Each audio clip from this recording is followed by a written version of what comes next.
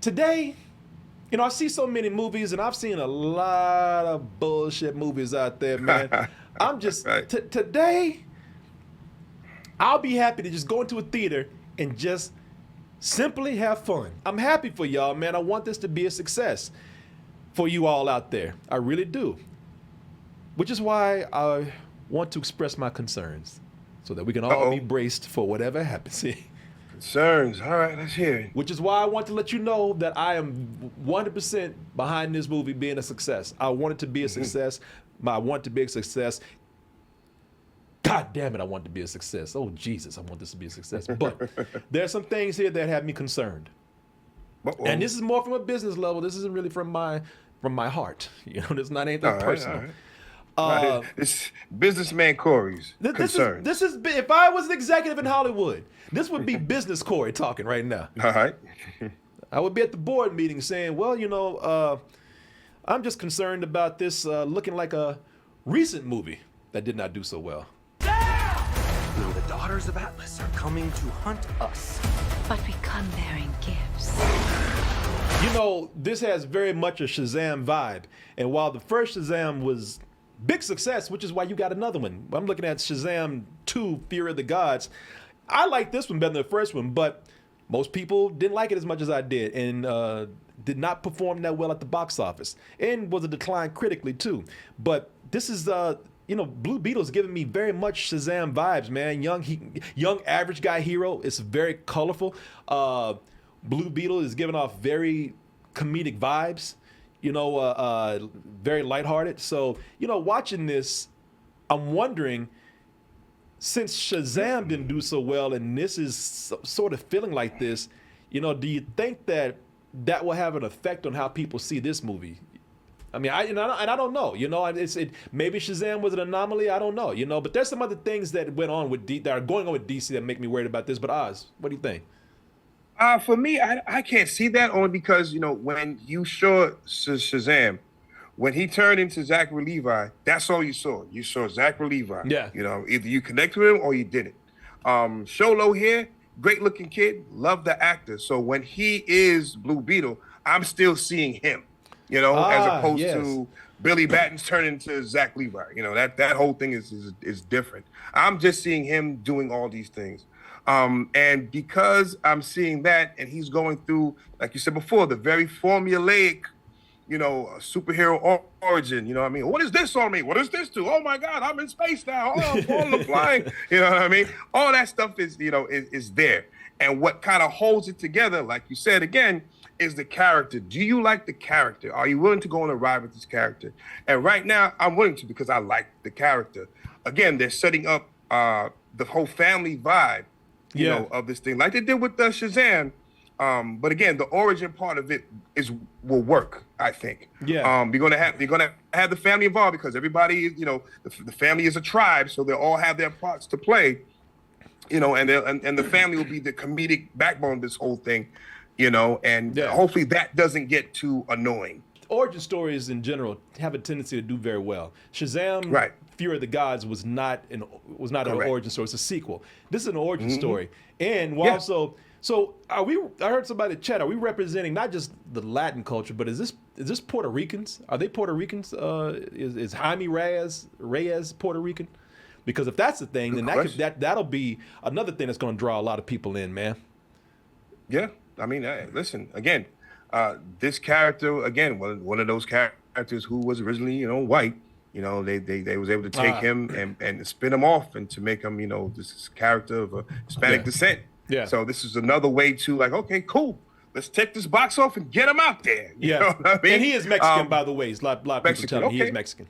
All right, and that's cool too. The fact that you're able to, you know, take these characters and not, you know, take their heritage and meld it in to an overall story that people can relate to.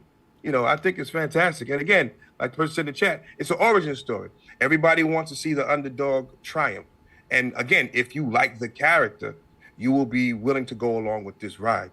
You know, at least for the first time. At least for the first time. Yeah, well, that's what worked for Shazam the first time too, man. You know? Yeah. So, you know, So I think another thing with this, man, looking at this, let me bring up another concern right here as I bring up a little picture here. So, I do think that you're right. The Shazam effect will not be a big thing to worry about here, but there is another effect that I'm worried about that might, and people have been talking about this for a while. I'm more concerned about the James Gunn effect. That's going to probably be happening right here.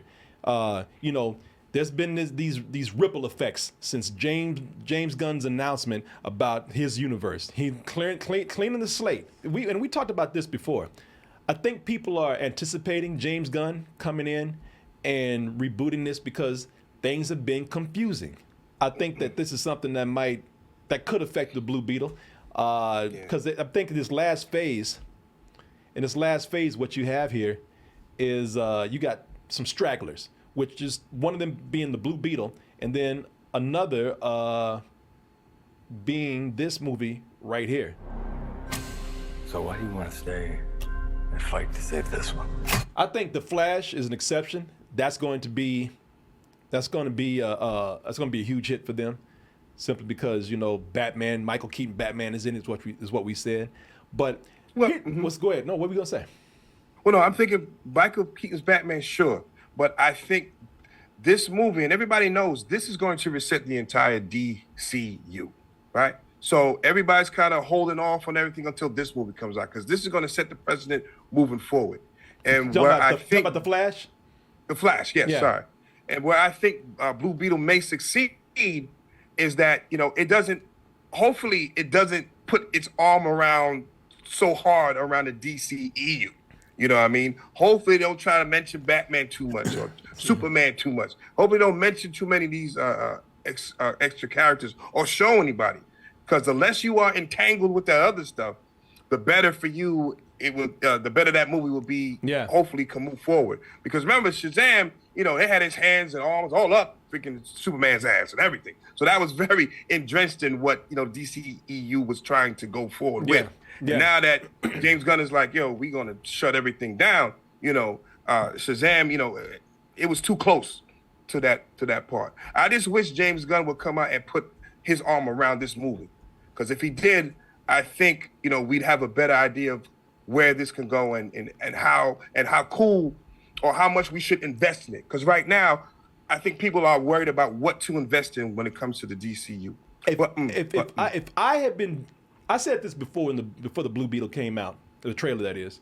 I said if this was my movie and I was in this position of putting this out here, directing it and knowing what is going on with DC, I would make this a standalone. I would not have this connected to anything.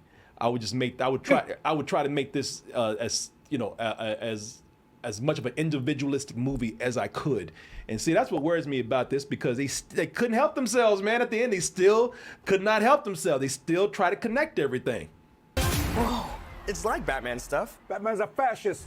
No, don't mention Batman. Don't say, now you're connecting yourself to something that people are still trying to figure out what is going on. A lot of people, even though there's a lot of things that probably went on with Shazam, one of the things that people were saying about Shazam is that, with Shazam, they said that people just didn't care because, there's not going to be any connection to anything afterwards. Any kind of stinger you have at the end of this post-credit scene, all that stuff is done. People kind of feeling like, what's the point? And I'm thinking that if you start mentioning Batman and Superman and trying to connect to the Snyderverse, DCverse, whatever it is, you are connecting yourself to something that people are actually trying to distance themselves from. That's why everybody's so crazy about James Gunn right now, because we're trying to clean this mess up. So detach yourself from it. Don't mention no Batman, anything like that, because now people are wondering, like, are we talking about generic ass Batman? Are we talking about, Ben Affleck or Michael Keaton or what? I don't know, man, because people want to connect things. You know what I mean? They want to connect things. And again, I believe Blue Beetle was so off on its own. It can mention Batman. You're saying that you don't mind it doing something. I'm saying I don't think that was a smart move. But then again, it might not have any bearing on the film at all. Exactly.